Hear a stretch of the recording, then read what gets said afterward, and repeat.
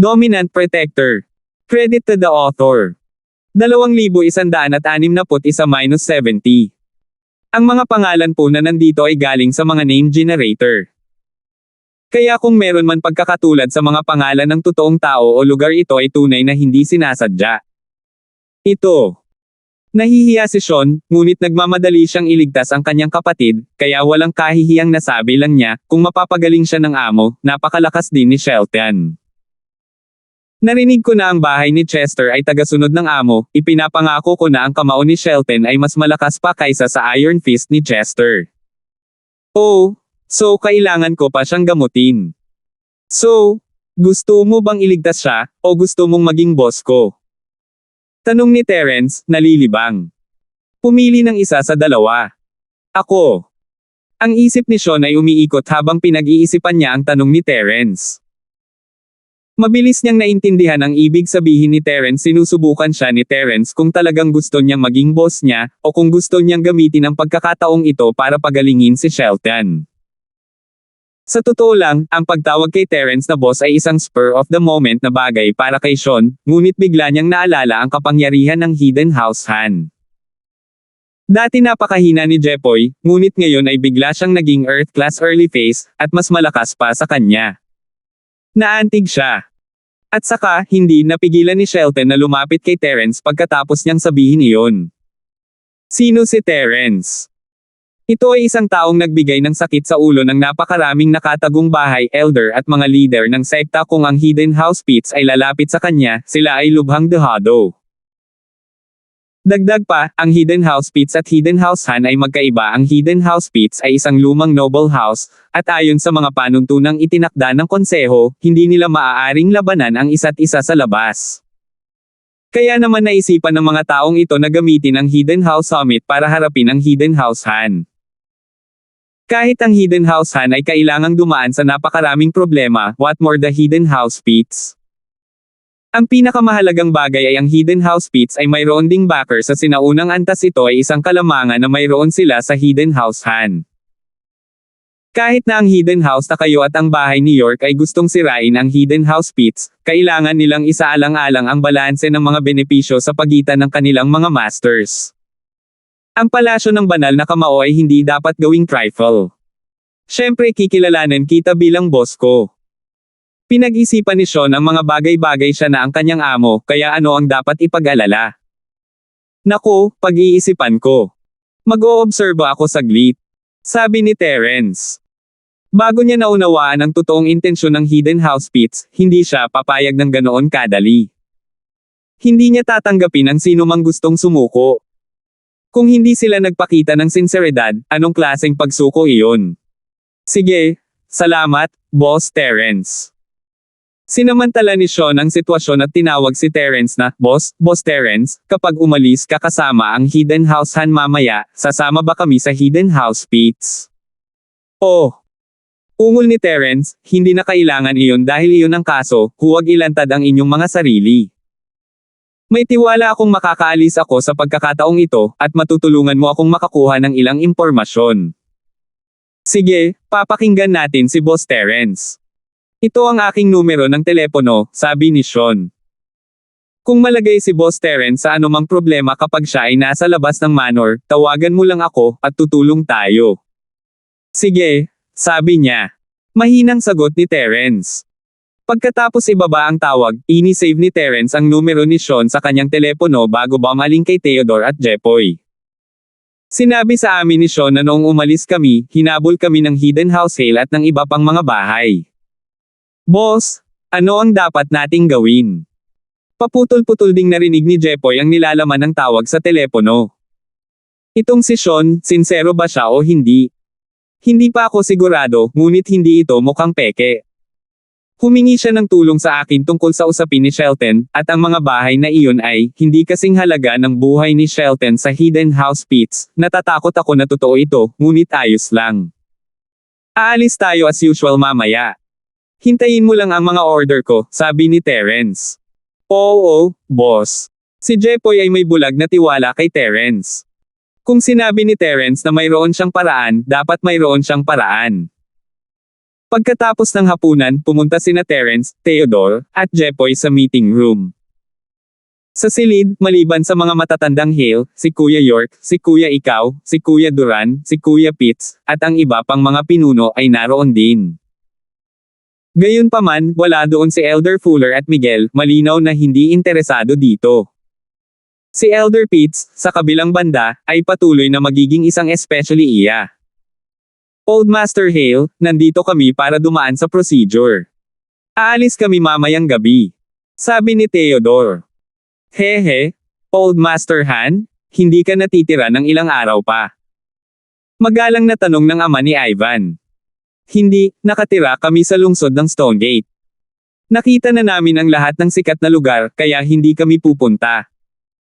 Ngumisi si Theodore sa kanyang puso, ngunit hindi niya ito ipinakita sa kanyang mukha. Sige, hindi kita iingatan. Mabilis na nagpasa ang matandang Hale sa manor ng pamilya Hale upang Theodore at sinabing, maraming pinuno ng mga angkan at sekta dito. Patawarin mo ako dahil hindi kita pinaalis. Sa pamamagitan ng pass na ito, makakalabas si Lolo ng walang anumang hadlang. Maraming salamat. Hindi gaanong nagsalita si Theodore at kinuha ang pass. Tama, Lolo York, may kailangan akong ipaalala sa iyo. Biglang huminto si Terence at lumingon kay Lolo York, kaibigan ko si Brian, ayokong makita kang ginagamit ng iba nang hindi mo alam. Oh, bakit mo nasabi? Nakakunot ang noo ni Elder York habang nakatingin kay Terence, ang kanyang puso ay nanlamig. Terence, ano ang pinag-uusapan mo? Ito ang bulwagan ng pagpupulong ng pamilya Hale, kaya huwag kang magsalita ng walang kaparerekon. Naisip ng matanda na nakita ni Terence ang kanilang alyansa at sinusubukang mag-udyok sa pagitan nila. Hehe, matandang Master Hale, wala man lang akong nasabi, at ayaw mo na. Nagigilty ka ba?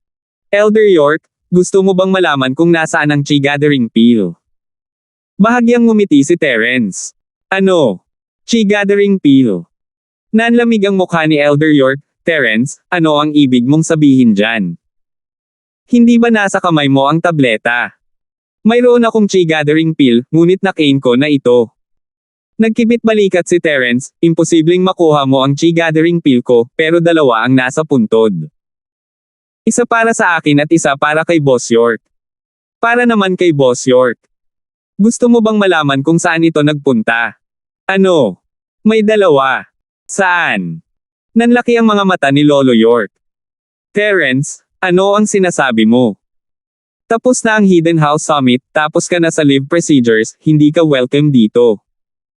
Galit na sabi ng ama ni Ivan. Siya ay nagpapanik at subconsciously nadama na may isang bagay na mali.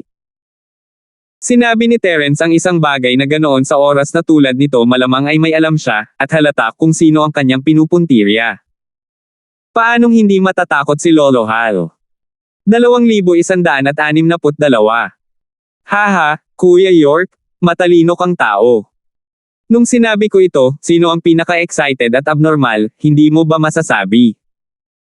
Mahinang sinabi ni Terence, narinig ko na ang matandang Hale ay pumasok kamakailan sa Sky Class, iyon ay isang bagay na dapat ipagdiwang. Ngunit mukhang hindi pa ito matatag. Kailangan niya ng mga espiritong damo upang patatagin ang kanyang paglilinang. Sa pagkakaalam ko, ang Chi Gathering Peel lang na kailangan para puwersahang makapasok sa Sky Class ang mga ngailangan ng gamot para ma-stabilize ang level ito ay isang natural na tagumpay, at pagkaraan ng ilang panahon, natural itong magpapatatag hindi na kailangan ng gamot. Terence, nagsisinungaling ka. Hindi inakala ng matandang Hale na biglang ibunyag ni Terence ang katotohanan na ininom niya ang York's Chi Gathering Peel. Old Master Hale, walang tanga dito. Bakit ka nasa sabik? Nagsasabi lang ako ng hula. Mahinang sabi ni Terence, sige, Elder York, ayan na. Hindi mo na kailangang isipin pa ang Chi Gathering Peel ko. Kinain ko ito para tingnan kung makakalusot ako sa Sky Class, pero kahit hindi ako makalusot, may kakayahan akong labanan ang Chi na ito, Sockpeel na class. Hale, balang araw, makakalaban mo ang mga taong higit sa antas mo. Terence, huwag mo akong linlangin gamit ang iyong mga salita. Master York, ito ay paninirang puri, purong paninirang puri. Si Elder Hale ay medyo naguguluhan. Hehe, Palm. Hindi na nagsalita si Terence at tumango lang. Lumabas siya ng meeting hall kasama sina Theodore at Jepoy, hindi pinapansin ang nangyayari sa loob. Matandang Hale, ano ang nangyayari? Imposible para kay Elder York na lubos na magtiwala kay Terence, ngunit ang mga salita ni Terence ay naghinala sa kanya. Sa katunayan, sa paghusga mula sa oras, ang matandang Hale ang pinakahinala, at tumugma siya sa ilan sa mga katangiang binanggit ni Terence.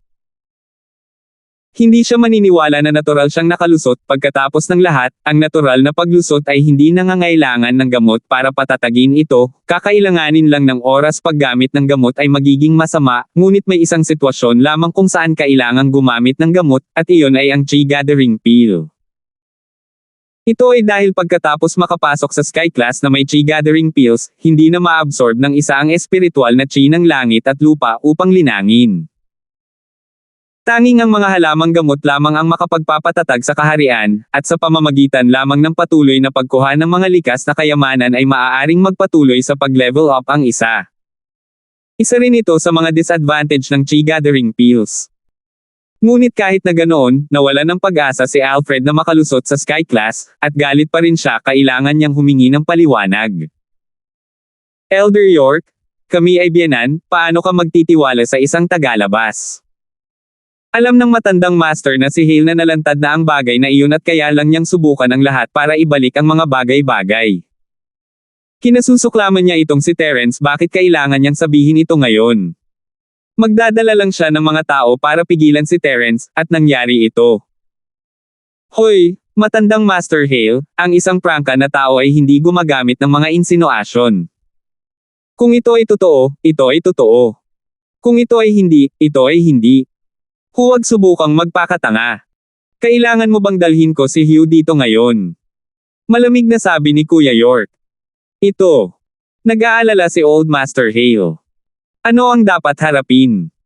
Hindi niya ininom ang Chi Gathering Pills ko, kaya bakit ko siya haharapin? Naghahanap ba ako ng gulo? Huwag subukang baguhin ang paksa.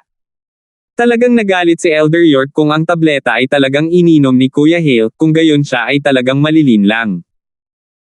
Bagaman, dahil sa karaniwang bahay na sina York at York, ang Hidden House York ay itinadhana na hindi maging kaibigan ni Terence, ngunit hindi nila kailangang magmadali upang patayin si Terence.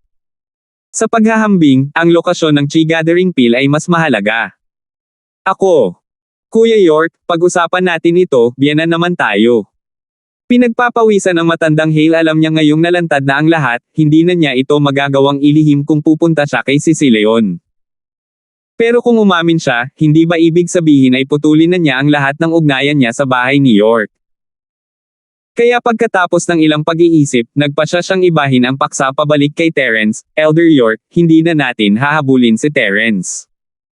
Linawin muna natin ito, hindi apurahan ang usapin ni Terence. Ang pinakamalaking dahilan kung bakit gustong patayin ni Elder York si Terence ay dahil sa Chi Gathering Pill, ngunit ngayon, si Leon ay patay na, at hindi niya alam kung bakit siya namatay. Sa totoo lang, ginamit siya ng bahay ni Hale. Paano siya magiging masaya? Matanda ka, matandang Duran, wala na si Terence. Hindi ako makakaalis sandali, paano kung mauna na kayo? Walang pagpipilian ng matandang Hale. Ito ay isang panandaliang pagkakataon, at hahayaan niya si Terence kung palalampasin niya ito. Mauna na tayo. Kumunat ang noo ni Elder Duran at Kuya kung hindi pupunta sina Elder York at Elder Hale, silang dalawa na lang ang natitira, Sky Class. Ngayon na ang kanilang lakas sa pakikipaglaban ay lubhang nabawasan, ano ang silbi ng pagpunta kay Terence? Sinabi ni Terence na kaya niyang patayin ang Sky Class Master sa ilang segundo, at habang parang nagyayabang siya, lahat ng sinabi ni Terence ay totoo na ngayon. Nagkatinginan ang dalawa, at nakita ang pag-aalinlangan sa mga mata ng isa't isa. Si Elder Duran ay isang Sky Class Early Phase Master, at ang kanyang lakas ay hindi masama, ngunit ikaw ay mas malala. Nag-practice siya ng mga sining ng mga alchemist, at kahit na siya ay may lakas ng isang Sky Class, wala siyang kakayahan at kapangyarihan ng isang Sky Class Master. Siya ay higit sa lahat ay isang katulong sa operasyong ito, at maaari lamang niyang harapin ang Theodore at Jepoy. Ang paghiling sa kanya na harapin si Terence ay kapareho ng paghiling sa kanya na mamatay. Master, hindi ka tanga. Kung wala ang dalawang pangunahing puwersa ni Master Hale at Master York, hindi niya gustong mamatay ng walang kabuluhan. Old Master, may gusto akong sabihin. Kahit hindi masyadong masarap pakinggan, kailangan ko pa ring sabihin. Ibinuko ni Lolo Pitts ang kanyang bibig, ang lakas ni Terence ay pambihira, at kasama niya ang Purple Lightning Beast. Kung pupunta ka, natatakot akong hindi ka na makakabalik. Nagbago ang mukha ni Elder Yu, makabuluhan ang sinabi ni Kuya Pitts. Kung pumunta siya, baka hindi na siya makabalik. Nang makita ang pagmumukha ng nakatatanda sa iyo, nagpatuloy si Elder Pitts, matanda ka, kami, ang Hidden House Pitts, ay hindi dapat makisali dito, ngunit nagtatanong ako dahil ayaw kong may mangyari sa iyo. Pagkatapos ng Hidden House Summit, baka kailanganin kitang tumulong sa pakikipag-ugnayan sa Sky Elixir Sect. Natatakot ako na ang Sky Elixir Sect lang ang makakatulong sa sitwasyon ng apo kong si Shelton. Ang dahilan ni Elder Pitts ay makatwiran at tila hindi sa lugar, at Elder, ikaw ang nagpasya. Sinabi niya kay Elder Duran, ang batang Terence na iyon ay hindi madaling pakitunguhan. Dahil pareho sina Lolo Hale at Lolo York ay hindi pupunta, ano ang silbi ng pagpunta? 2,163. Totoo yan, pagkatapos ay kalimutan mo na ito. Si Elder Duran ay natatakot din sa kamatayan. Mabuti para sa kanya na magpadala ng mga tao upang harapin si Terence, ngunit natatakot siyang gawin ito sa kanyang sarili. Nakahilig siya sa posibilidad na kung magkakaroon ng magandang relasyon sina Gentry at Terence, ito ay magiging isang nakatagong ruta ng pagtakas para sa pamilya Duran. Dahil gusto ng lahat na umatras, hindi niya kailangang maging masamang tao. Ito. Elder Duran, matanda sa iyo, kung hindi kayo pupunta, kami. Nasa mahirap na posisyon si Diamond. Siya ang may pinakamaraming galit kay Terence, at kung palalampasan niya ang pagkakataong ito, maaaring wala na siyang isa pa. Tama, Elder York? Elder Hale? Pwede mo bang itabi muna ang mga gamit mo? Haharapin muna natin si Terence, okay? Ang pinuno ng sekta ng bundok na si Wo ay balisa din. Ganon din ang iniisip niya. Ito ay isang beses sa isang buhay na pagkakataon. Sabi ko, Gate Master Jin? Gate Master Wo? Kung gusto mong pumunta, pagkatapos ay pumunta ka mag-isa. Old Master, hindi ka makakapunta. Hindi sinasadya ni Elder Pitts na binanggit sina Elder York at Hale, ngunit binago ang paksa sa ikaw na nakatatanda para walang makakita ng anumang kapintasan. Iisipin nila na talagang nagmamalasakit siya kay kuya at ayaw niyang may mangyari sa kanya. Bitawan mo. Hindi ko kayang bitawan ang bagay ngayon, kaya kailangan kong linawin.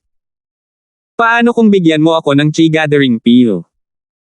Ngumisi si Master York at tumingin kay Gate Master Wo at Gate Master Jin, to be fair, kung may nangyaring ganito sa pamilya mo, hindi ka ba mag-aalala?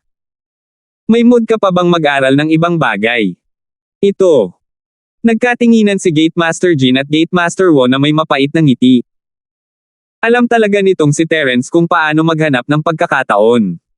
Hindi niya ito sinabi kanina o huli, ngunit ngayon na ang oras.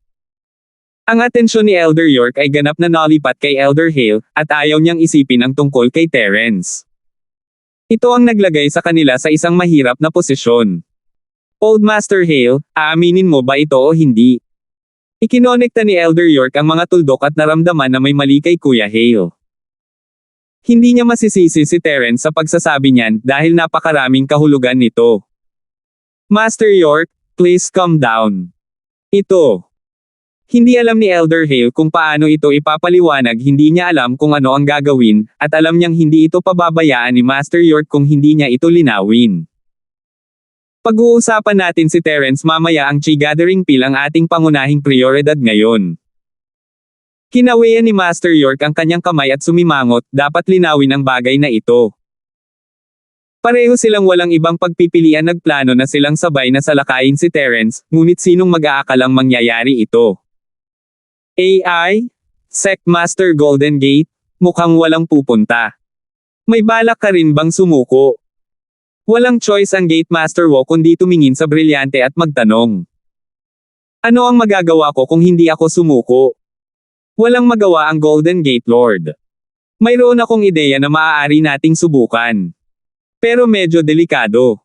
I wonder if you are willing to give it a try. Sabi ni Gate Leader Wo. Ano iyon? Sabihin mo sa akin. Gustong patayin ni King Kong Zuan si Terence, kaya hindi niya bibitawan ang anumang pagkakataon. Ngayon, tayong dalawa na lang ang natitira.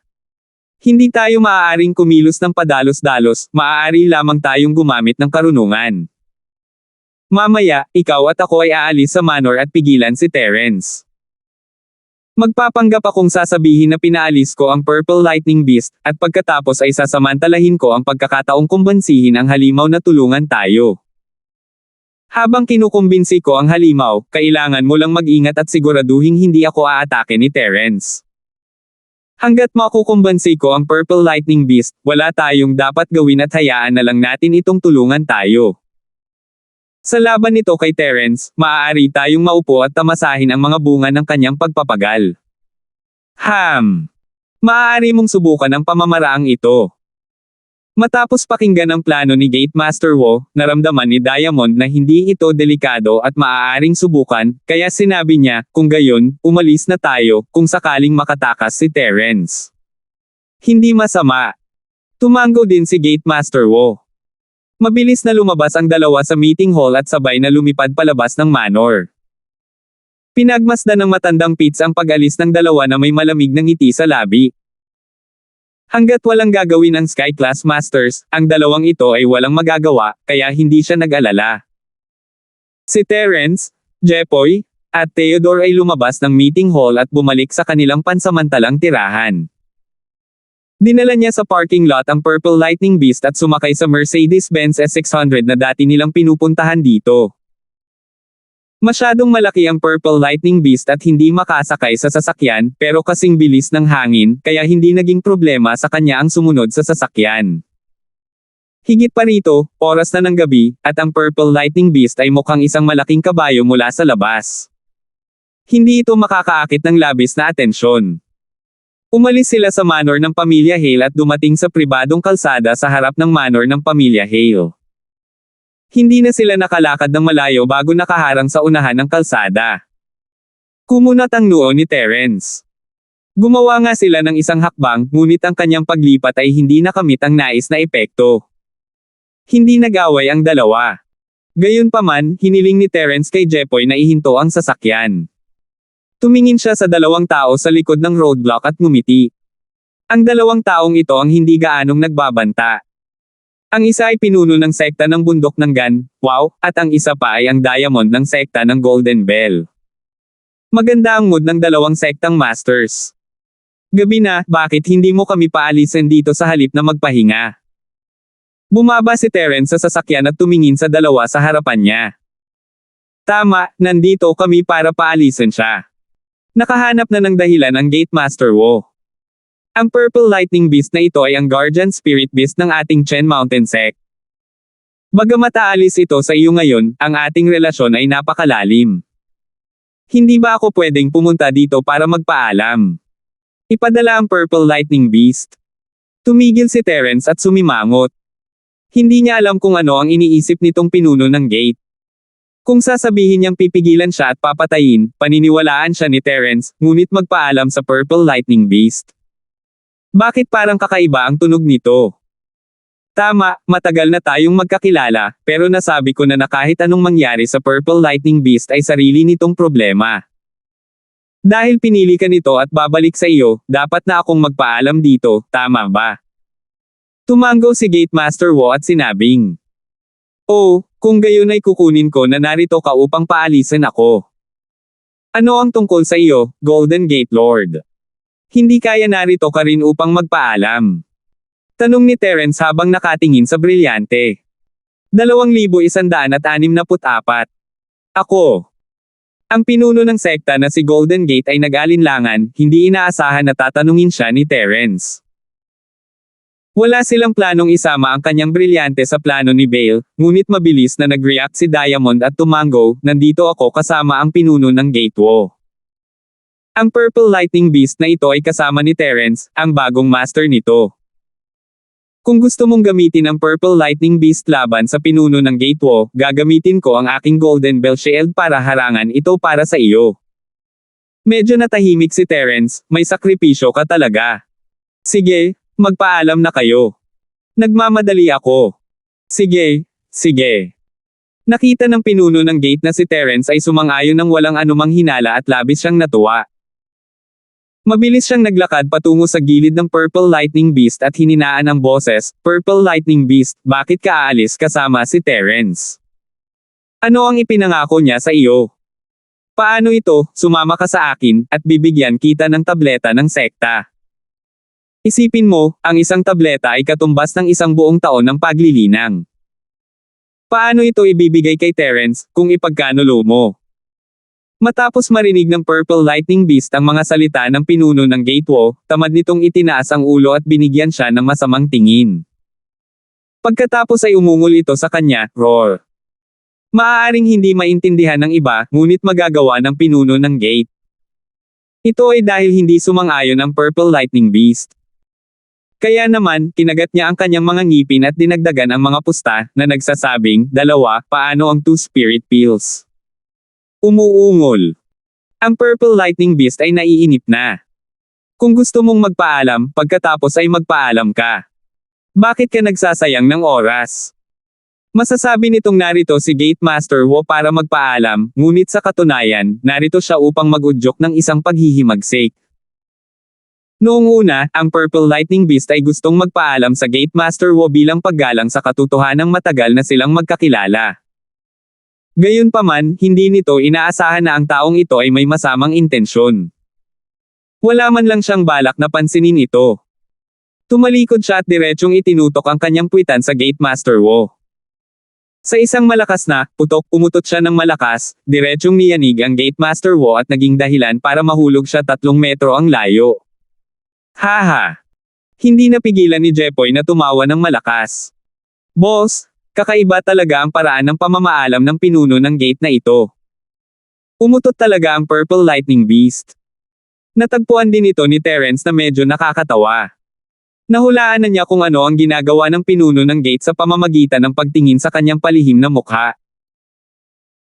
Malamang na sinusubukan niyang ibalik ang Purple Lightning Beast, ngunit ang halimaw ay hindi man lang nag-abala sa pinuno ng Gatewall at umutot lang sa kanya.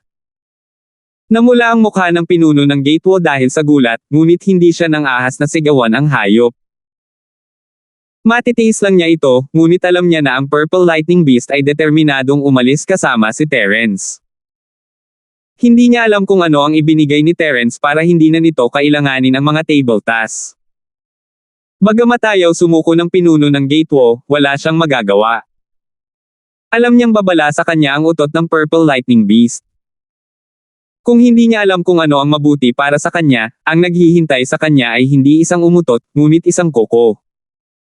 Haha, matandang kaibigan, ang iyong paraan ng palm ay talagang kawili-wili. Gate Master Wo ay maaari lamang subukang pakinisin ang mga bagay para sa kanyang sarili. Ikinaway niya ang kanyang kamay sa Purple Lightning Beast at sinabing, "Palm, mabuhay ng maayos sa hinaharap." Nang sabihin niya ito, dumudugo ang kanyang puso, ngunit wala siyang pagpipilian. Sige, okay na ba ang lahat? Kung wala nang iba, aalis na tayo. Tumingin si Terence sa pinuno ng Gatewall at nagtanong. Wala na. Gate Master Wo ay walang magawa. Ayaw niyang umalis si Terence, ngunit ang Purple Lightning Beast ay nasa panig ni Terence. Kahit nawala si Terence ng Purple Lightning Beast, maaari pa rin niyang patayin siya at si King Kong Zuan. Kaya, paano nang ahas ang Gate Master na maging padalos-dalos? Inalis niya ang sagabal at pinadaan ang sasakyan ni Terence. Inapakan ni Jepoy ang gasolina, at ang sasakyan ay mabilis na umalis. Mabilis na sumunod sa likuran ng Purple Lightning Beast. Ang malas na pinuno ng gate na si Wo ay kumain lamang ng isang umut-o, at ngayon ang kanyang mukha ay natatakpan ng tambutso ng sasakyan. Galit niyang sinumpa, "Ano ba, hindi ko alam kung ano ang mali sa Purple Lightning Beast na ito, ngunit sinusundan nito si Terence. Kalimutan mo na, hanggat may buhay, may pag-asa." Umiling si Zuan. Hindi siya masaya o malungkot. Napaka-open niya tungkol dito. Kung hindi niya kayang maghiganti, mas mabuting huwag na lang. Ayaw niyang maging pangalawang Jean Woody.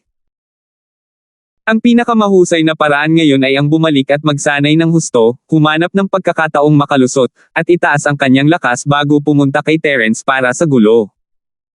Kung hindi, ang lahat ay magiging isang panaginip. Ang pinuno ng gate na sina Wo at Brilyante ay bumalik sa silid ng pulong ng hidden house na si Hale, at tumingin sa kanila si Elder Pitts at nagtanong, paano ito? Ano ang resulta? Huwag mong banggitin, ang Purple Lightning Beast na iyon ay determinadong umalis kasama si Terence, wala akong magagawa tungkol dito. Buti na lang at hindi kayo pumunta, sabi ng pinuno ng Gate Wo, kung hindi, ipinadala ni Terence ang Purple Lightning Beast para harapin kayong mga lalaki, at hindi rin kayo magiging madali. Nagkatinginan si Old Master Yu at Old Master Duran, iniisip na nakakahiya na hindi sila pumunta. Ang pinuno ng gate na si Wo ay hindi tiwala sa pagsupil sa Purple Lightning Beast, kaya kung pupunta sila, magiging 2 laban sa 2 kasama si Terence. Si Terence ay maaaring pumatay ng isang Sky Class, at ang Purple Lightning Beast ay maaaring makitungo sa isang Sky Class. Kung pumunta sila, hindi na sila babalik. Tama, nasaan sina Master York at Master Hal? Biglang napagtanto ng pinuno ng gate na si Wo na parehong wala sa bulwagan sina Master York at Master Hale. Pumunta sila sa secret room para magkaroon ng private discussion. Hindi maganda na magkomento tayo tungkol sa interes ng dalawang pamilya. Mas mabuting sila na lang ang mag-usap tungkol dito. Old Master, sabi mo. Oo, gusto nila tayo ang maging judge, paano tayo magiging judge?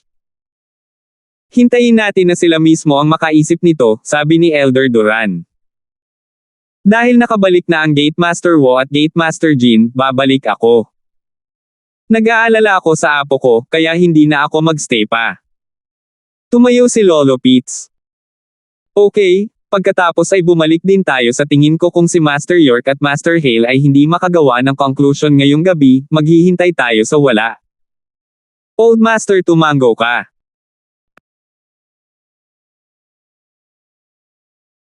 At kaya, naghiwa-hiwalay ang mga tao sa meeting room at bumalik para magpahinga. Ang mga taong ito ay may kanya-kanyang iniisip, ang iba ay masaya, ang iba ay nanghihinayang. Sa bandang huli, ito ay dahil iba ang hidwaan ni Terence sa kanilang mga bahay, at natatakot sila sa kapangyarihan ni Terence at sa reputasyon ng Purple Lightning Beast. Kaya, ang bagay na ito ay hindi naayos sa ngayon, at si Terence ay nakakuha ng isang malaking bargain. Umalis ang sasakyan sa pribadong pag-aari ng Hidden House Hale at lumiko sa highway. Sa wakas ay nakahinga ng maluwag si Terence. Mukhang tapos na ang pangyayari ngayon. Nagpadala ng text si Terence kay Sean, na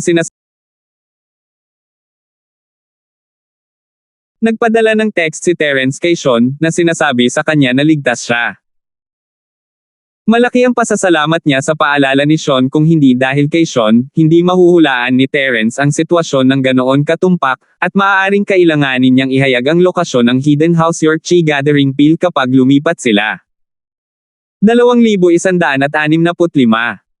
Ngunit oras na iyon, ito ay magiging mapanganib. Kung si Lolo York ay hindi nagtiwala sa kanya at nagpasya na atakihin muna siya, kung gayon ay mahirap. Bagamat may trump card si Terence, masisira pa rin nito ang kanyang sigla. Kahit na sa tulong ng Purple Lightning Beast, hindi ito magiging masyadong makinis.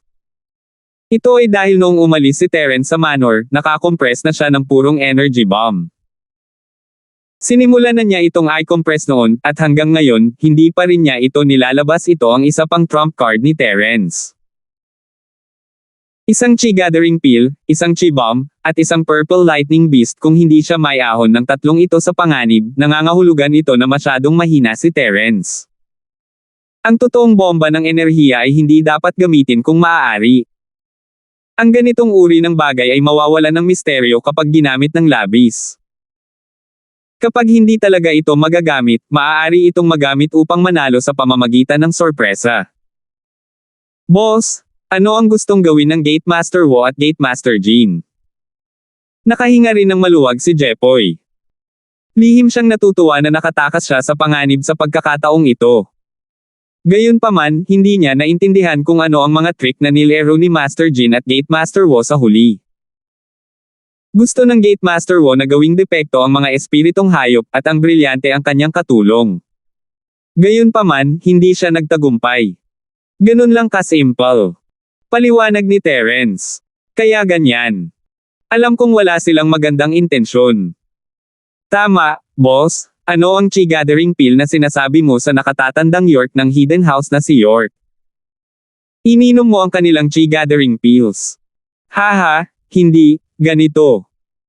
Walang itinago si Terence at sinabi sa kanya ang tungkol sa chi gathering pill na nakuha niya sa puntod. Haha, kaya ganyan nag-aaway ngayon ang hidden house York at hidden house Hale, wala na silang oras para guluhin tayo. Biglang naintindihan ni Jepoy, pero bakit walang pinadala ang Hidden Yu family at ang Hidden Duran family? Tanging ang 2 taong ito na may pinakamaliit na panganib ang dumating. Hindi ako masyadong sigurado, baka may ginawa si Lolo Pitts. Tatanungin ko siya mamaya. Hindi alam ni Terence kung bakit hindi ka pumunta kay Kuya Duran at Kuya para patayin siya. Kung gagawin nila, ang mga bagay ay magiging mas mahirap, hindi bababa sa hindi masyadong maayos. Pero huwag na nating pakialaman yan. Pagkatapos nito, matagal na rin dapat ang ating nakatagong pamilya ng Han para gumaling. Kahit ano, boss, maraming salamat dito. Sabi ni Jepoy. Hehe, hindi na kailangan pang magpasalamat. Medyo marami na rin akong nakuhang yaman sa pagkakataong ito. Ang mga bagay na ito ay higit pa kaysa noong dumating sila. Pinuno nila ang isang maliit na kahon at inilagay sa trunk ng sasakyan. Ang mga ito ay lahat ng uri ng likas na kayamanan at elixir. Ang Purple Lightning Beast ay matalino. Si Terence ay dumungaw sa bintana at nakita na ang halimaw ay pumipili ng mga lugar na walang palatandaan ng tirahan ng tao, at napakabilis na gumagalaw, kaya walang nakapansin dito. Isa talaga itong sinaunang espiritong hayop na may mataas na katalinuhan. Mr. Linford, babalik muna tayo sa Hidden House Han, o gusto mo bang umuwi ng diretso? Tanong ni Jepoy habang nagmamaneho. Umuwi na tayo. Matagal na tayong wala. Sa totoo lang, nag-aalala pa rin si Terence sa kanyang pamilya. Araw-araw siyang nagte-text kay Miss, pero gusto niyang bumalik sa lalong madaling panahon. Hindi niya naisip na magkasama araw-araw, ngunit na-miss niya ito at si Yasi sa pagkakataong ito. Para naman kay Melissa at Jenny, may bahid ng pag-aalala si Terence sa kanyang puso. Hindi niya sinabi kay Melissa na pupunta siya sa Hidden House Summit, kaya hindi niya alam kung nag-aalala siya. Para kay Jenny, hindi ito binanggit ni Terence, ngunit nakatira siya malapit kay Cheryl at malamang alam niya ang tungkol dito. Okay, Mr. Linford. Saan ang bahay mo? Tanong ni Jepoy. Nasa Central District, hindi kalayuan sa East Ocean Industry University. Sabi ni Terence. Sige, sabi niya. Ngumiti si Jepoy at sinabing, ito ay isang magandang oras upang pumunta at kilalanin ang pinto. Ang buong daan pabalik sa Terence's Villa sa Central District nang walang anumang sorpresa. Ang Purple Lightning Beast ay lumabas sa kung saan at tumakbo sa gilid ni Terence, na magiliw na yumuko sa kanyang mga paa. Pumasok ka at maupo ka. Iniaya ni Terence. Hehe, okay lang, boss. Hindi na namin kayo iistorbahin. Balik muna kami. Napatingin si Jepoy kay Cheryl at Yasi na lumabas ng villa at ngumiti. Hindi niya sila ginulo, ngunit naisip niya sa kanyang sarili, si boss ay nag-iingat ng isang may bahay sa kanyang golden house. Ang sandali ng pag-ibig ay nagkakahalaga ng 1,000 ginto. Hindi ba't bastos na abalahin sila ngayon? Narinig ni na Cheryl at Yasi ang tunog ng sasakyan sa pintuan at lumabas sila para salubungin siya. Natanggap nila ang text ni Terence na babalik siya mamayang gabi, hindi nagulat sina Cheryl at Yasi. Sumakay si Jepoy sa kotse at umalis kasama si Theodore, naiwan si Terence at ang Purple Lightning Beast sa pasukan ng villa. Cheryl, Yasi. Tumingin si Terence kina Cheryl at Yasi na nakatayo sa pintuan ng villa. Bigla siyang nakaramdam ng kakaiba. Para itong isang asawang sinasalubong ang kanyang asawa na bumalik mula sa mahabang paglalakbay. Gayunpaman, Mayroong dalawang asawa ngayon. Shield bro, bumalik ka na. May dala ka bang maganda para kay Yasi? Tumakbo si Yasi at nakita ang Purple Lightning Beast sa tabi ni Terence. Na-curious siya, wow, kakaiba ang itsura ng asong ito.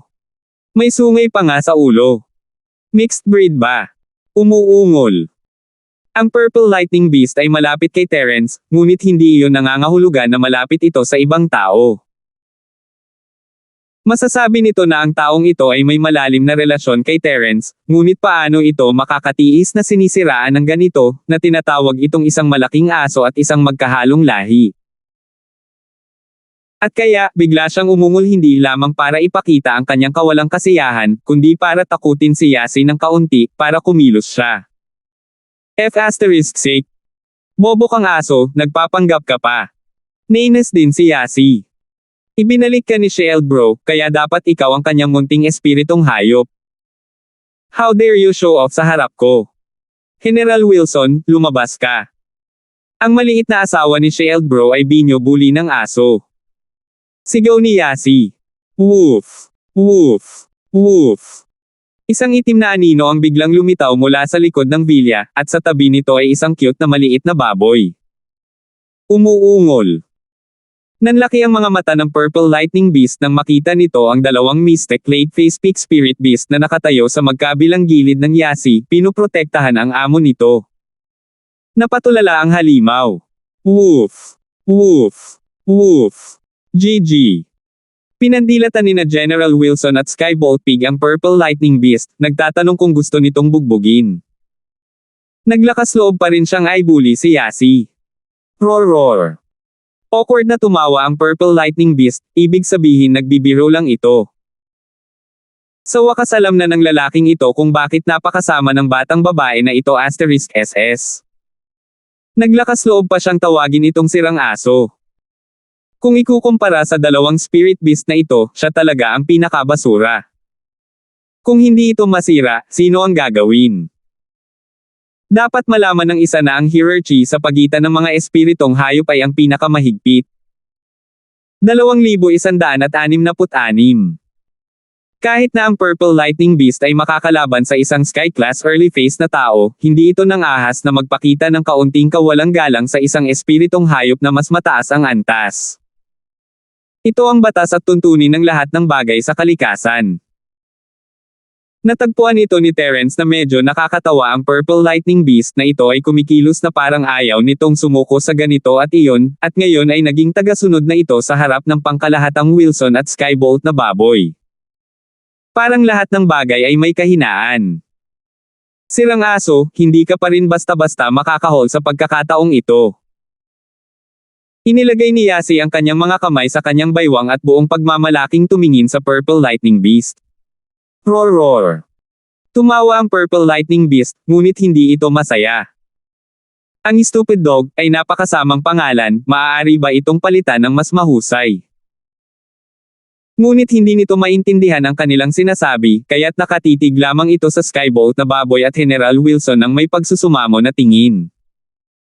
Naiintindihan ng baboy ang mga salita ng hayop. Itinaas nito ang mga kuko at sumulat ng ilang salita sa lupa, ang pangalan ay hindi ko nais pakinggan. Nakakatakot iyan. Inisip din ni Yasi na ang aso ay hindi kasiya siyang pakinggan. Tumahol lang siya ng ganoon dahil nagpapakita ito ng lakas. Ngayong sumuko na ang Purple Lightning Beast, natural na hindi yuyuko si Yasi sa antas nito.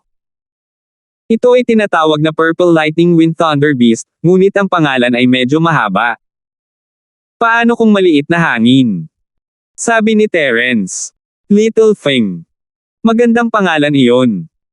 Tumango si Yasi at sinipa ang Purple Lightning Beast, hindi ba kita matatawag na Little Windy? Umuungol. Mabilis na tumango ang Purple Lightning Beast. Ang pangalang ito ay maraming beses na mas mahusay kaysa sa sirang aso, kaya paanong hindi ito masusunod? Sa sandaling ito, naunawaan din nito na dapat itong maging mahinahon at masunurin sa hinaharap. Sa Chen Mountain Gate, ito ay ang Overlord, ang makadiyos na hayop, ngunit dito, anumang espiritong hayop ay mas mataas kaysa rito. Ito ay isang maliit na kapatid na lalaki lamang. Gayunpaman, pinalakas din nito ang kumpiyansa ng Purple Lightning Beast sa pagsunod kay Terence. Sa karunungan at pangitain nito, paanong hindi nito makikita na si General Wilson ay isang ganap na normal na aso. Wala itong bloodline ng isang sinaunang espiritong hayop, ngunit ito ay pilit na naging isang peking sinaunang espiritong hayop. Kung hindi pa rin alam ng Purple Lightning Beast kung ano ang kayang gawin ni Terence, kung gayon mabubuhay ito ng walang kabuluhan sa lahat ng mga taon na ito. Ang lahat ng mga palatandaang ito ay tumuturo sa isang problema: si Terence ay may Diyos na sining na maaaring gawing isang sinaunang espiritong hayop ang isang normal na aso. Hindi ba't madali itong i-level up? Higit pa rito, naranasan na ito ng Purple Lightning Beast sa hall ng trial arena. Shield bro? Itong si Lil Feng ay sobrang pipi at malaki, hindi siya nakakatuwa. Hindi siya kasing cute ni General Wilson at Skybolt na baboy. Hindi nagustuhan ni Yasi ang Purple Lightning Beast. Roar roar roar. Mabilis na sinubukan ng Purple Lightning Beast na ipagtanggol ang sarili. Skybolt pig na isinalin sa lupa, sabi nito na kapag umabot ito sa unang bahagi ng Earth class, maaari nitong baguhin ang laki nito kung gusto. Tumingin si Terence sa mga salita sa lupa, nagulat. Ang Purple Lightning Beast ay may ganitong uri ng kakayahan. Gayunpaman, walang intensyon si Terence na tulungan itong mag-level up ngayon. Kung tutuusin, isa itong espiritong hayop na kakakuha lang ni Terence. Kinailangan ni Terence na subukan ang karakter nito at tingnan kung talagang handa itong sumuko. Katulad din ng layo na iyon noon, masunurin ito, ngunit palagi itong may disloyal thoughts. Hindi kailanman tinulungan ni Terence na mag-level up, ngunit kailangan din niyang obserbahan ang Purple Lightning Beast na ito. Pagkatapos ng lahat, ang taong ito ay nagtaksil sa sekta ng Chen Mountain minsan, maaari ba itong ipagkanulo siya sa pangalawang pagkakataon? Ang Purple Lightning Beast ay iba sa pangkalahatang Wilson at Skybolt na baboy. Kilalang kilala siya ni General Wilson, at itinayan niya ang kanyang buhay upang protektahan si Cheryl, na nagpakita ng kanyang katapatan. Sa kabilang banda, ang Skybolt pig ay espiritong hayop ni Zhang Liju.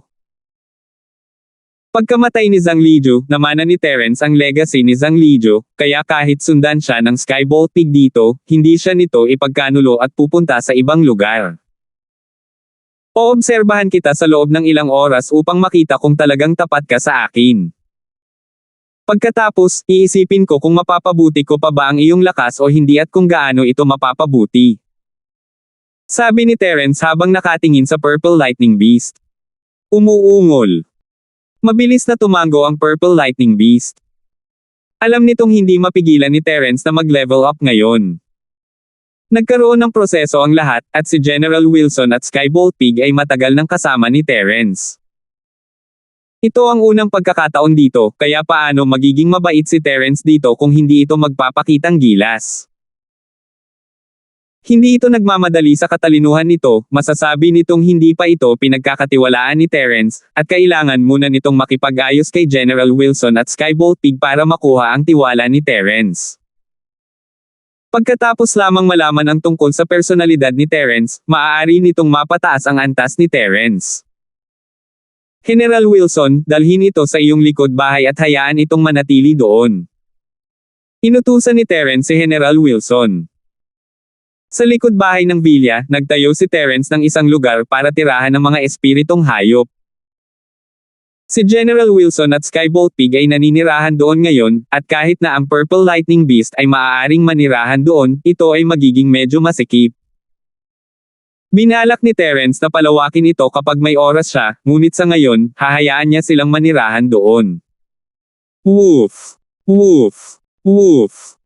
2 beses tumahol si General Wilson at dinala ang Purple Lightning Beast at Skybolt na baboy pabalik sa likod bahay. Cheryl, Yasi, balik din tayo. Sabi ni Terence. Oo. Si Cheryl ay may 1,000 bagay na gusto niyang itanong kay Terence, at kung siya ay nasa anumang problema, ngunit hindi niya kayang gawin iyon. Ngumiti siya ng mahina at naglakad pabalik sa Villa. Si Yasi, sa kabilang banda, ay ginugulo pa rin si Terence. Shield bro? Maliban sa maliit na feng na iyon, may iba ka pa bang gustong ibigay kay Yasi? Yasi, Cheryl, dalawang bagay ang ibinalik ko sa iyo sa pagkakataong ito. Sabi ni Terence habang binubuksan ang case at inilabas ang anti-poison bead at antidotes. Ito ay isang anti-poison bead. Maaari itong gamitin upang subukan kung may lason. Karamihan sa mga lason ay maaaring matukoy. Hanggat ito ay nakalagay sa pagkain na pinaghihinalaang lason, ang kulay nito ay magbabago. Kung mas malaki ang toxicity, mas malalim ang kulay. Nakakatuwa ito. Hindi na natin kailangang mag-alala sa mga taong nagtatangkang lasunin ako at si Cheryl Sis. Kinuha ni Yasi ang butil at pinaglaruan ito ng may interes. Ang isa pa ay ang antidote pill. Ang antidote pill na ito ay nakakapagpagaling ng karamihan sa mga lason, maliban sa mga lubhang nakakalaban sa langit. Sinabi ni Terence, may silbi ang anti-poison pearl, ngunit walang silbi kung gagamitin mo ang nakamamatay na 7 herbs na lason na nakita mo sa cafeteria. Ang 7 halamang gamot ay hindi lason sa kanilang sarili, kapag pinaghalo lamang ito ay magiging lason. Maliban kung pinaghalo mo ang mga ito at gumamit ng anti-poison pearl para subukan, hindi mo malalaman ang lason na ito. Sa kasong ito, ang lason. Kung hindi mo sinasadyang nalason, maaari mong gamitin ito para mag-detox. 2,167. Nakikita ko, kalasag bro, napakabait mo sa akin at kay Cheryl Sis. Oo, saan mo nakuha ang lahat ng ito? Masayang tanong ni Yasi. Binigyan ka ba ng jepoy na iyon? Hindi, nanalo ako mula sa Hidden House Summit. Sabi ni Terence. Kaya nanalo ka sa lahat ng item sa kahon na ito. Nagulat si Cheryl, di ba sabi mo tutulungan mo lang sila sa pagtakbo? Talagang marami kang nanalo. Iyan ang sinabi ko sa simula, ngunit may ilang mga pagbabago sa plano sa paglaon. Halos lahat sila napanalunan ko. Mapait na ngumiti si Terence. Napanalo mo silang lahat. Anong nangyayari? Nagtatakang tanong ni Cheryl. Oo, kalasag bro, sabihin mo sa amin. Sabi ni Yasi, naiintriga. Bahagyang ngumiti si Terence habang ipinapaliwanag niya ang sitwasyon kina Cheryl at Yasi. Nagbigay lamang siya ng isang simpleng paglalarawan at tinanggal ang ilang bahagi ng proseso. Hindi ito kasing tingkad ng paglalarawan ni Yasi, ngunit kahit na ganoon, natulala sina Cheryl at Yasi dito. Shield bro, ang galing mo. Paano mo nagawa? Bakit pakiramdam ko ang lahat ng mga kompetisyong ito ay nakahanda para sa iyo? Nagulat na sabi ni Yasi. Hindi, nagkataon lang. Sige, gabi na. Magpahinga ka na, sabi ni Terence. Tumingin si Cheryl sa oras. Sobrang gabi na, at may pasok pa sila bukas. Natural, hindi sila makapag-chat ng huli. Hinailan niya si Yasi pataas at paakyat na sana siya nang tumalikod siya at sinabing, tama, tumawag si Melissa at tinanong kung nasaan ka, ngunit hindi ko ipinaliwanag ng detalyado. Hindi ako sigurado kung masasabi ko sa kanya. At nagtanong din si Jenny. Sinabi ko lang na lumabas ka, para ipaliwanag mo sa kanila mamaya. Okay. Tumango si Terence, medyo nagulat. Mukhang kalmado lang itong pinag-uusapan ni Cheryl, walang bakas ng kawalang kasiyahan. Parang hindi nagustuhan ni Miss ang ginagawa niya noon, di ba? Lalo na para kay Melissa, ngunit mula noong pagbisitang iyon sa hardin ng Lion Tiger, tila nagbago ang kanyang ugali.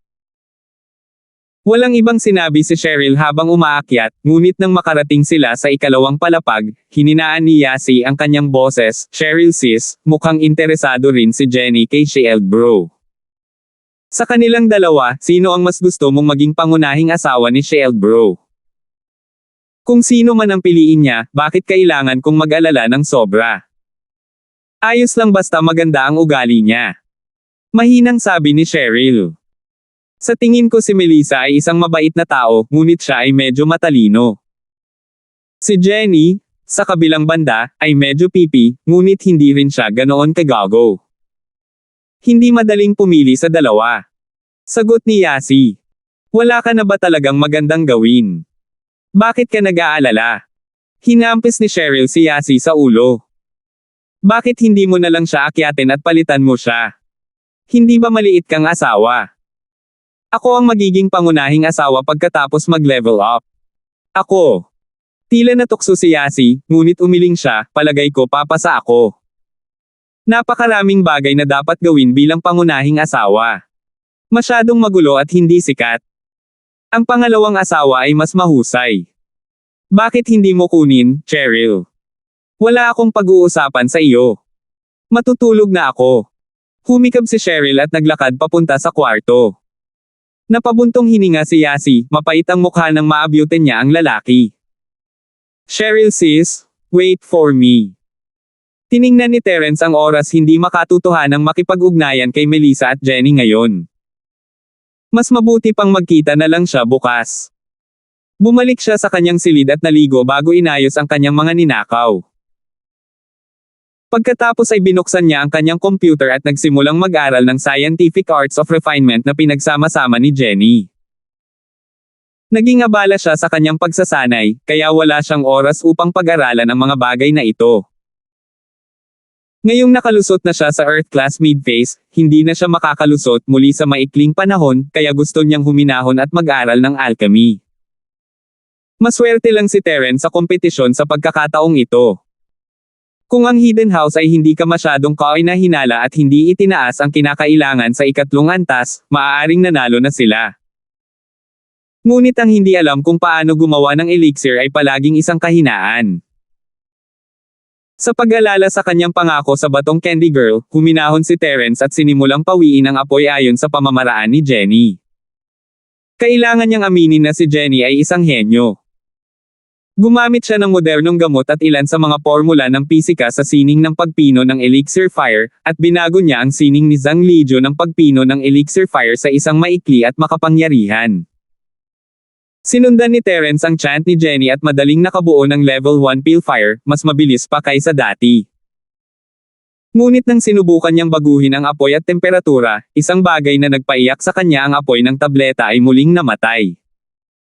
Sumimangot si Terence, ayaw sumuko. Sinimulan niya ang pangalawang pagpipino. Sa pagkakataong ito, binago niya ito ng kaunti. Level 1 fire pa rin iyon, ngunit sa pagkakataong ito, gumamit siya ng mas malakas at mas mataas na temperaturang apoy.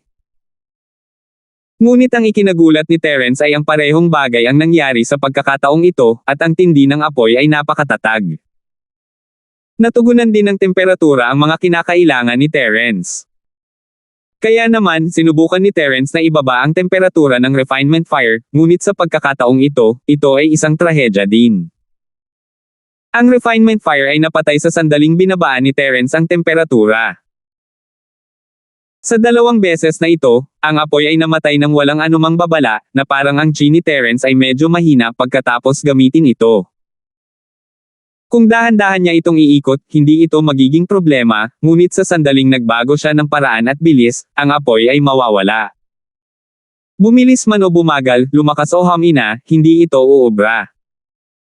Sa madaling salita, kung pinananatili niya ang isang pare-pareho ang bilis, isang tiyak na temperatura, at isang tiyak na halaga ng apoy upang paikliin ang apoy ng tableta, walang magiging problema. Kapag binago niya ito, hindi ito gagana. Natagpuan ni Terence ang kakaibang sitwasyong ito na lubhang hindi kapani-paniwala, ngunit wala siyang magawa. Tunay ngang walang problema sa pag-condense niya ng elixir fire, ngunit hindi niya ito mapanatili. Higit pa rito, imposibleng gumawa ng mga table task nang hindi binabago ang intensity at temperatura ng apoy. Kahit na ito ay gumawa ng isang grade 1 na tableta, kailangan ng isa na baguhin ang intensity at temperatura ng apoy ng tableta ng maraming beses sa gitna. Katulad nito, sinubukan ni Terence na lumikha ng level 2 at level 3 refinement fire, at pareho ang resulta. Maaari niyang likhain ito ng tuloy-tuloy, at hanggat hindi niya binabago ang apoy at temperatura, ang apoy ay napaka-uniforme. Gayunpaman, kung binago niya ito, tiyak na mapapatay ito. AI? Hindi ba talaga siya pill ingredient? Umiling si Terence, medyo nabigo. Inilabas niya ang bracelet at isinuot. 2,168. Ang pulseris na ito ay isang napakagandang pantulong na kayamanan para sa mga alchemist. Ito ay nagkaroon ng epekto ng pagpapatahimik sa isip ng isang tao, na pinipigilan ang apoy ng alchemy na maapektuhan ng emosyonal na pagbabago bago ng alchemist, at pinahintulutan ang apoy ng alchemy na mag-apoy ng mas malinis. Matapos maisuot ang pulseres, sinubukan muli ni Terence, ngunit sa bawat pagkakataon, ang kanyang pag-asa ay sinalubong ng pagkabigo. Napaka-stable at dalisay na ng refinement fire na ginawa niya noon, at hindi masyadong nagagamit ang bracelet. Kapag nagbabago mula sa apoy patungo sa tubig, kahoy, metal, o lupa, hanggat hindi nagbabago ang temperatura at intensity ng apoy, maaari itong baguhin ng dahan-dahan. Hanggat nagbabago ang temperatura at intensity ng apoy, ang refinement fire ay mamamatay. Sa madaling salita, walang gaanong pagkakaiba sa suot ni Terence at sa hindi pagsusuot nito. Umiling si Terence. Pinaplano niyang ibigay din ito kay Jenny, ngunit tila hindi siya magaling sa lahat ng bagay. Sa sining ng Dragon Mastery, nagkaroon na ng kalamangan si Terence sa iba sa maraming aspeto. Masyadong sakam ang pag-aaral kung paano gumawa ng elixir. Nang magpapatuloy na sana siya sa pagpapractice, tumunog ang kanyang telepono. Si Sean iyon. Tila na-save niya ang numero pagkatapos nitong magpadala sa kanya ng isang text message. Boss Terence? Nakarating ka ng ligtas, tama ba? Narinig ang boses ni Sean. Nandito na tayo, pero parang may pagbabago sa mga plano nila. Tanong ni Terence. Boss, hindi ko rin inaasahan na gagawa ka ng ganoong kalaking galaw, na ginagawang mag-away ang Hidden House York at ang Hidden House na si Hale. Dahil nag-aaway sila, natural na wala silang oras para pigilan ka. Kung gayon ang Hidden House ikaw at ang Hidden House na si Duran ay medyo interesado, kaya sinabi ng aking lolo. Sabi ni Sean. Sinabi ni Sean kay Terence ang lahat ng nangyari pagkatapos niyang umalis, gusto niyang tanggapin ito. Pagkatapos ng lahat, ang Hidden House Duran at Hidden House na iyong nabackout dahil sa matandang si Pitts. Salamat noon, nagtataka ako kung bakit wala ang dalawang iyon, kaya lahat iyon ay salamat sa matandang Pitts. Sabi ni Terence. Hehe, ngayong boss ka na namin ni Shelton, masyado kang magalang. Tumawa si Sean, sige boss, hindi na kita iistorbahin. I'll hang up now. I'll contact you if I have any news. Sige, sabi niya. Mahinang sabi ni Terence. Alam niya ang iniisip ni Sean, ngunit hindi siya nagmamadaling pumayag sa kahilingan ni Shelton. Pagkatapos ng lahat, ang Hidden House Pitts ay iba sa Hidden House na si Han Terence ay may ilang kasaysayan sa kanila, at kahit na gusto niyang pagalingin si Shelton, kailangan niyang pag-isipan ito, hindi siya maaaring sumang-ayon kaagad dito. Bahagyang nadismaya si Sean, ngunit nasa loob ito ng kanyang inaasahan. Nagpasya siyang makipag-ugnayan kay Terence basta tinanggap niya ito, kung gayon hindi niya malalayong gamutin si Shelton.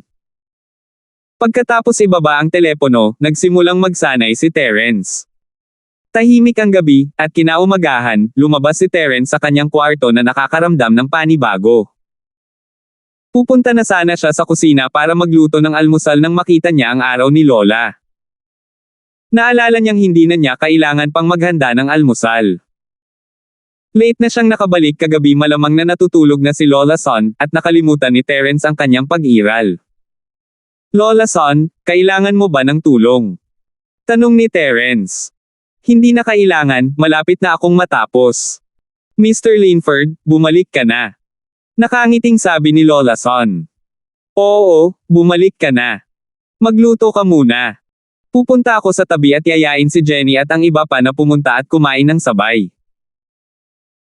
Naalala ni Terence na ang magkapatid na Han ay kumakain ng instant noodles araw-araw, at dahil babalik siya ngayon, hindi masama na tawagan sila para mag-almusal.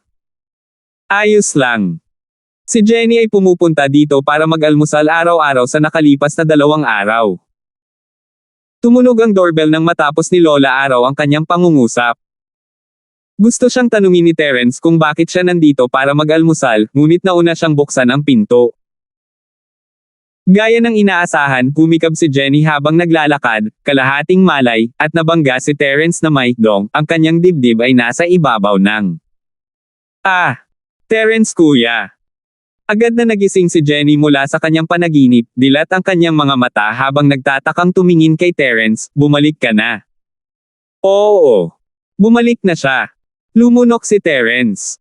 Si Jenny ay nakasuot lamang ng kanyang pijama, hindi siya nagsuot ng bra. Sapat na para sa kanya na makabangga si Terence, ngunit mula sa anggulo ni Terence, nakikita niya ang distorted view ng kanyang katawan sa ilalim ng kanyang kwelyo. Hindi sinasadya ni Terence na umatras ng 2 hakbang, ngunit pinagsisihan niya ito pagkatapos noon.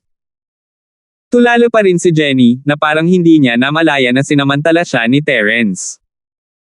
Nakatingin pa rin siya kay Terence nang may kagalakan, Terence bro, makakagawa na ako ng mga spirit gathering pills ngayon, medyo nakagawa na ako, tingnan mo.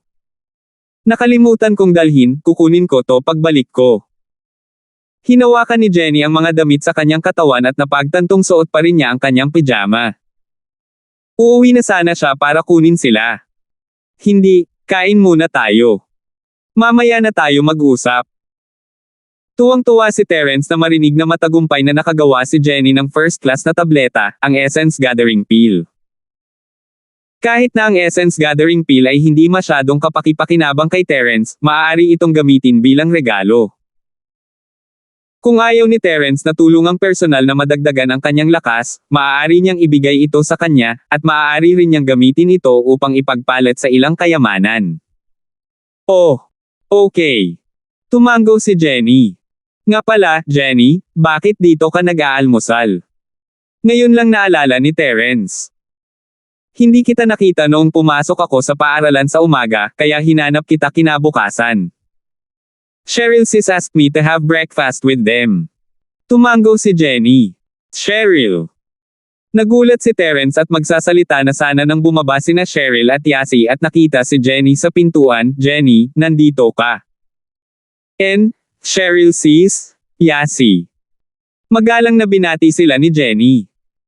Si Chito, na sumusunod sa likod ni Jenny, ay ibinaba ang kanyang aklat-aralin at binati sina Cheryl, Yasi, at Terence, Cheryl sis, Yasi sis, Terence bro.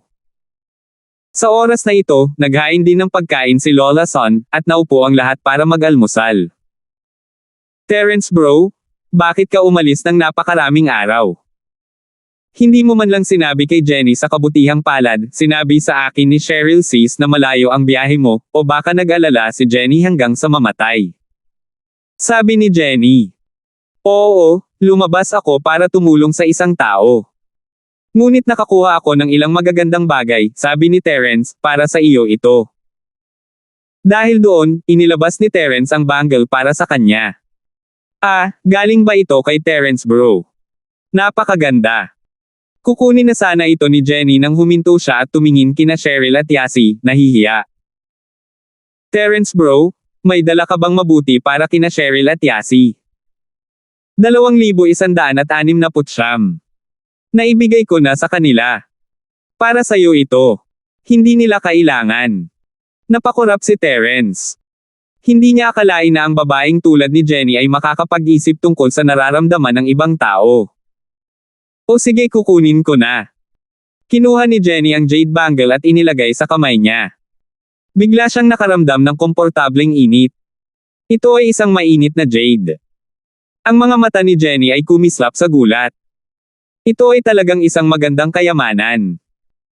Ang jade bracelet na ito ay tinatawag na Mind Concentration Jade Bracelet.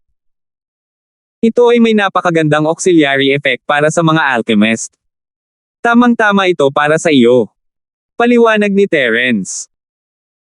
Bagamat binigyan ni Terence sina Cheryl at Yasi ng isang anti-poison pearl at isang detox pill, lahat sila ay nailigtas buhay na kayamanan at hindi alahas.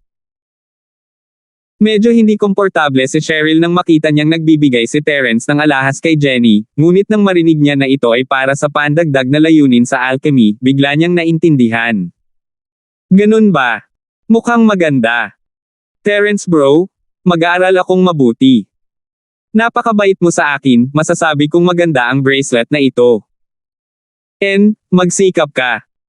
Si Terence ay mayroon ding maliit na chi gathering pill para kay Jenny. Ang kanyang lakas ngayon ay nangangahulugan na ang kanyang kakayahan sa paggawa ng mga table tasks ay bumuti.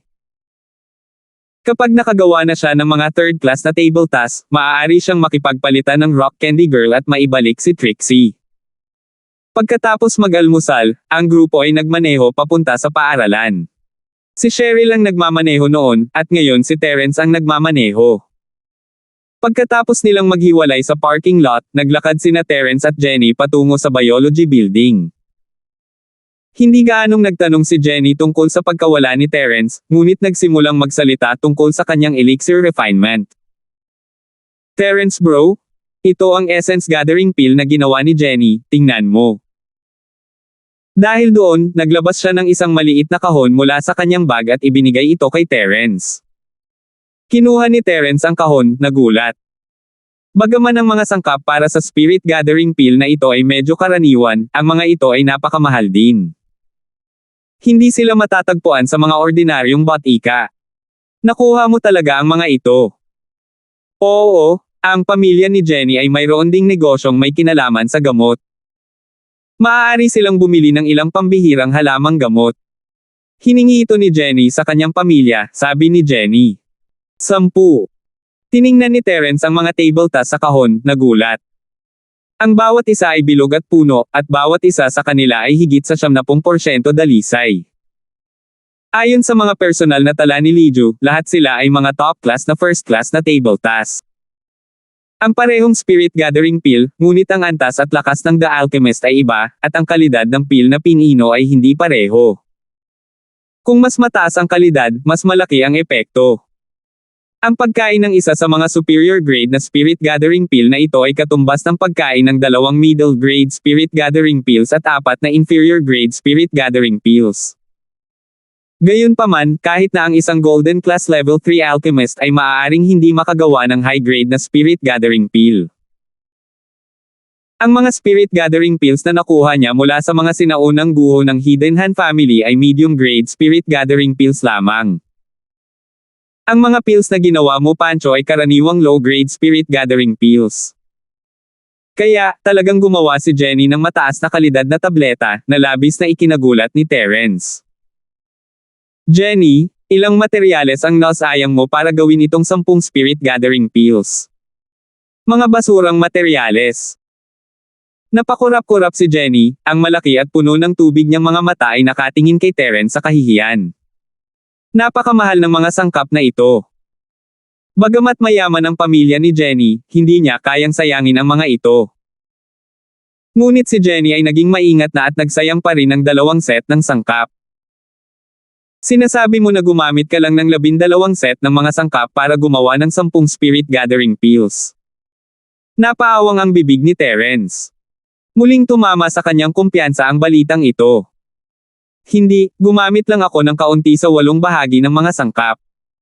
Sabi ni Jenny. Higit pa sa 8. Natisod si Terence, ito ang unang pagkakataon na narinig niya na ang 10 tableta ay maaaring gawin mula sa 8 bahagi ng mga sangkap. Kahit na ang mga personal na tala ni Lijo ay hindi binanggit ang posibilidad na ito, ngunit ginawa ito ni Jenny. Paano niya nagawa ito? Oo. Tumango si Jenny at sinabing, Jenny, tanga ka ba? Maaari ka bang gumawa ng higit pa? Paano mo nagawa? Sanay na si Terence sa talento ni Jenny, ngunit ang gulat na dinala niya sa kanya ngayon ay napakalaki pa rin.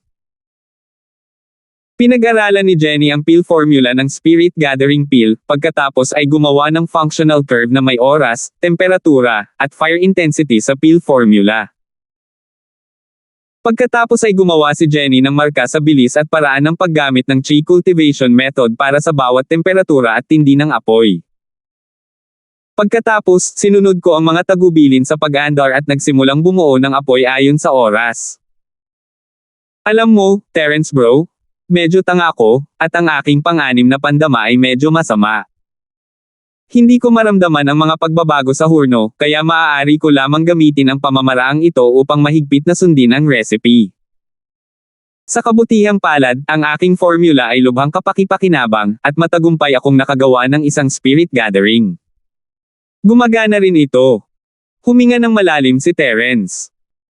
Ang paraan ni Jenny sa paggawa ng elixir ay kakaiba sa buong mundo ng paggawa ng elixir. Walang elixir master ang gagamit ng ganitong uri ng curve function formula para gumawa ng elixir. Si Jenny lang ang gagamit ng ganitong paraan. Hindi katakataka na napakaganda ng kalidad ng mga tabletang na-refine niya. Mahigpit niyang sinusunod ang formula ng tableta. Nang ang isang ordinaryong alchemist ay nagpino ng mga table tasks, mayroong higit pang mga kadahilanan na ginawa ng tao. Gayunpaman, ang pamamaraan ni Jenny ay isang production line lamang. Katulad ng mga fast food chain na iyon, pinagkadalubhasaan niya ang pagkontrol sa init at oras ng pagluluto. Ang kalidad ng mga mass-produced na item ay palaging magiging pareho. N. Nakikita ko na ang pill na ito ay 70% pure lang. Dapat ay hindi masyadong mahigpit ang formula ni Jenny. Kung may sapat na oras si Jenny, maaari pa rin niyang ipagpatuloy ang pagperpekto nito. Kung si Terence bro, siguradong 100% pure. Nanghihinayang sabi ni Jenny. Tao. Mapait na ngumiti si Terence. Kung gayon, paano mo ginawa ang 9 na table task para sa pagtitipon ng espiritu kasama ang natitirang mga materyales? Kinopya ni Jenny ang kanyang ginawa at pino ang isa. Ngunit pagkatapos itong pinuhin ni Jenny, naramdaman niyang kumonsumo ito ng labis na pisikal na lakas at tunay na chi. Hindi sulit na magpino lamang ng isang tableta sa bawat pagkakataon. Sabi ni Jenny, napakalaki ng loob ng kaldero. Kaya kung pinuhin ang maraming tabletang panggamot ng sabay-sabay. Jenny, isipin mo. Kung magpino ng maraming gamot sa isang hurno, hindi ba ako makakatipid ng maraming enerhiya? Kaya naman, sinimulan itong pag-aralan ni Jenny. Hindi alam ni Terence ang sasabihin. Ang pag-iisip ng Jenny na ito ay tumalon, at ito ay tumalon ng napakabilis. 2,170. Wala pang narinig si Terence na may nagsasabi na ang isang tao ay maaaring gumawa ng ilang elixir sa isang palayok. Personal man itong mga tala ni Zhang Lijiu o kaalaman ni Terence, hindi pa niya ito narinig. Gayunpaman, si Jenny ay talagang nakagawa ng napakahusay na pamamaraan, at sa hitsura nito, tila nagtagumpay ito. At pagkatapos ay ginamit mo ang natitirang mga halamang gamot upang gumawa ng 8 mga table tasks sa pagtitipon ng espiritu. Tanong ni Terence, pinipigilan ang kanyang pagkabigla. Hindi, unang ginaya ni Jenny ang proseso ng pagpino ng pill at sinukat ang presyon at temperatura ng hangin sa loob ng medicinal cauldron. Ayon sa sitwasyon ng pag-init ng bawat tableta, nagkalkula rin si Jenny ng bagong temperature, fire intensity, at time curve formula ayon sa laki ng medicinal cauldron. Sabi ni Jenny, hindi lang pinansin ni Jenny ang isang parameter sa unang pagkakataon. Gumamit ako ng 2 set ng mga materyales para sa isang eksperimento. Sa huli, nasayang ang mga ito. Napakasakit ng puso ni Jenny. Gayunpaman, natagpuan ko rin ang mga pagkukulang at ginawang perpekto ang pattern. Kaya, para sa pag-eksperimento, inilagay ni Jenny ang natitirang 4 na set ng mga gamot na pinagsama-sama sa call, ayon sa kanyang mga gamot.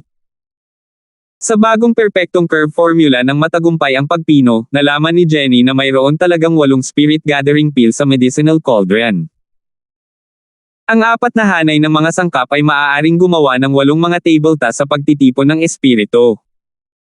Jenny, medyo henyo ka. Si Terence ay natigilan muli. Terence bro, huwag mong purihin si Jenny, pinaparamdam mo sa kanya na lumulutang siya sa langit. Nahihiyang sabi ni Jenny. Tiningnan ni Terence ang ekspresyon ni Jenny at nakinig sa kanyang mga salita. Pinagpawisan na naman siya. Masyado ba siyang nag-iisip, o si Jenny na ito ang sumusubok na akitin siya? Gayunpaman, hindi ito mukhang ito. Seryoso si Jenny at kadalasang pinag-uusapan niya ang alchemy. Siya ay hindi kailanman nagsalita tungkol sa anumang bagay. Parang masyado siyang nag-iisip. Gaano karaming oras at lakas ang kailangan para gawin itong 8 spirit gathering pills? Tanong ni Terence. Malamang 2 hanggang 3 beses pa. Iba-iba ang mga detalye.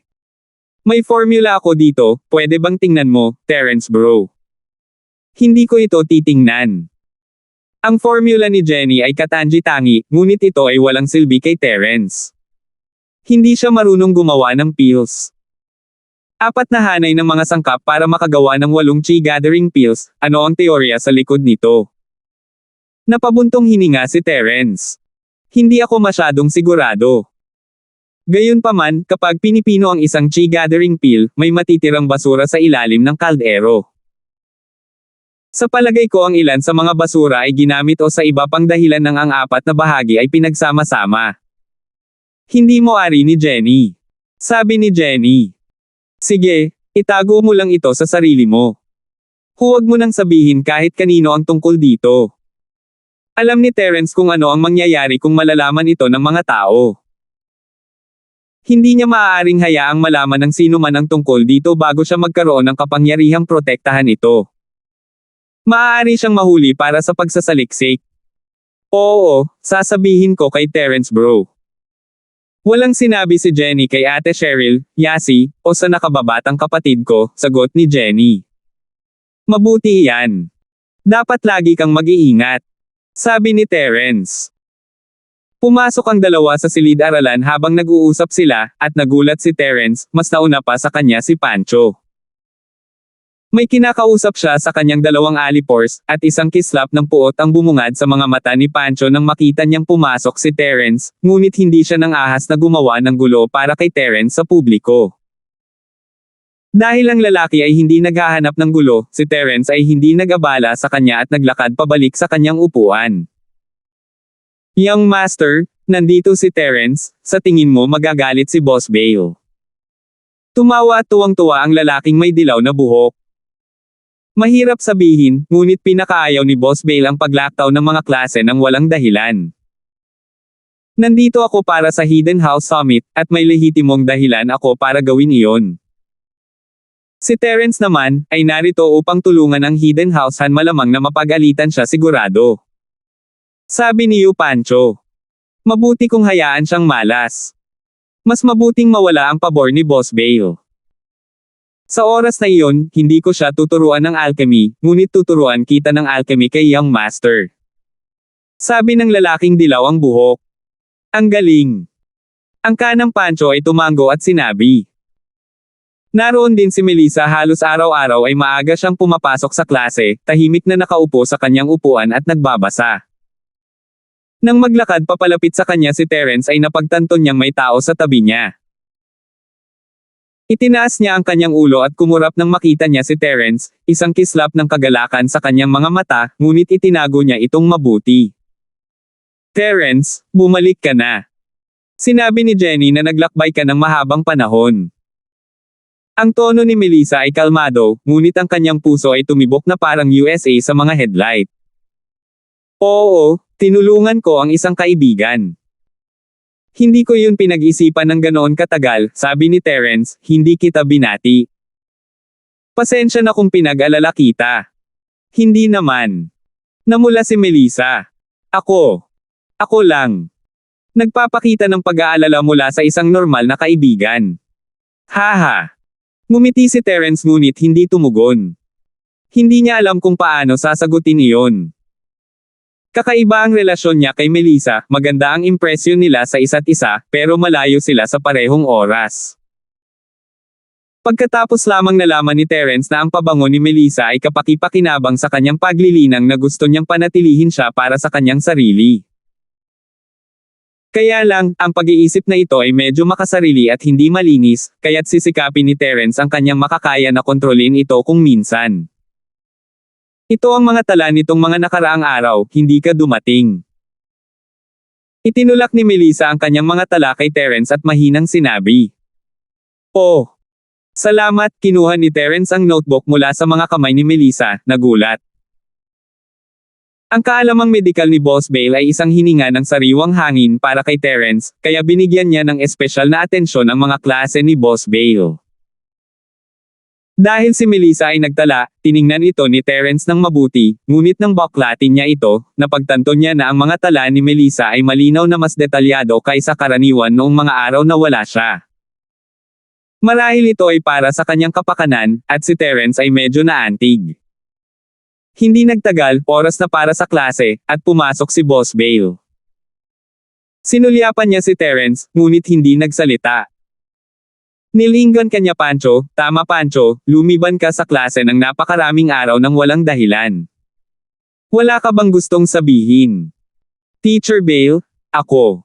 Si Pancho ay halatang nagulat. Akala niya ay malalaman ni Boss Bale ang tungkol sa Hidden House Summit, at natutuwa pa siya sa kanyang dalawang anak. Siya ay mula sa Hidden House U, at ito ay maliwanag para sa kanya na dumalo sa summit, ngunit si Terence ay iba. Pumunta siya upang tulungan ang Hidden House Han, kaya naisip ni Pancho na si Terence ang napagalitan. Sinong mag-aakalang siya ang napapagalitan? Salamat po at sinamahan ninyo ako, ingat lagi mga master.